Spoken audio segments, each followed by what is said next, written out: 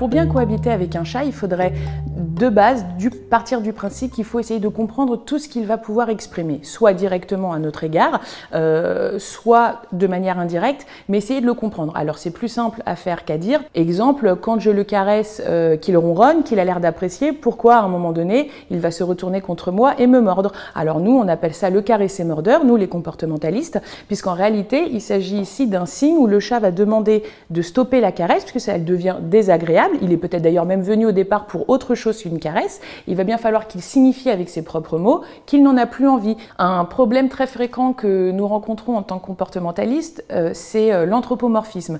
C'est-à-dire qu'on va projeter sur l'animal des idées, des sentiments que nous avons par rapport à une situation. Par exemple, un chat qui va avoir une certaine frustration, soit parce qu'il ne sort pas assez, soit parce qu'il a faim, etc., va uriner, par exemple, pour exprimer cette frustration. C'est comme ça que les chats font dans leur langage. On va souvent dire qu'il se venge, qu'il veut nous montrer qu'il n'est pas content. Alors qu'en réalité, on est bien loin de ça. Il faut essayer de sortir de ce système où on interprète ce que font les chats en fonction de nous. Alors certes, c'est pas simple et c'est pour ça qu'on existe, pour expliquer ça aux gens, mais en réalité, il y a plein de significations derrière sur ce que les chats produisent. Et en réalité, quand ils se vengent, selon nos propres termes, la réalité, c'est que le chat exprime un mal-être qu'il faut essayer de comprendre à la base, à la source. Ce qu'il faut, c'est justement ne pas se dire que c'est un mini-humain.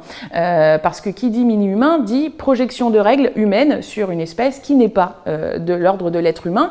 Donc, au contraire, on va éviter tout ce qui est prendre dans les bras, chouchouter tout le temps, parce que là où on pense que ça va habituer le chat aux caresses, en réalité, ça a tendance à le sensibiliser et à lui faire prendre du recul vis-à-vis de ces humains qui le caressent en permanence, ce qui est quand même parfois très lourd à supporter pour lui. En fait, c'est à nous d'adapter notre environnement, qui est donc son territoire, pour que ça nous dérange le moins possible. Chercher à l'éduquer en tant que tel avec trop de règles, ça va juste mener à une relation entre le chat et l'homme qui sera pervertie par justement trop de contraintes et qui va mettre de la distance.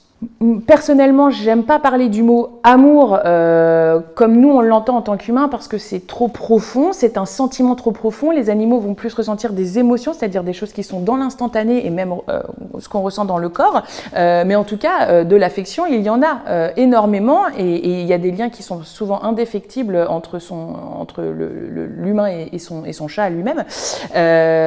Donc vraiment, on peut avoir une relation très forte avec son chat pour peu qu'on le comprenne, parce que si on le comprend, il nous fait confiance et réciproquement.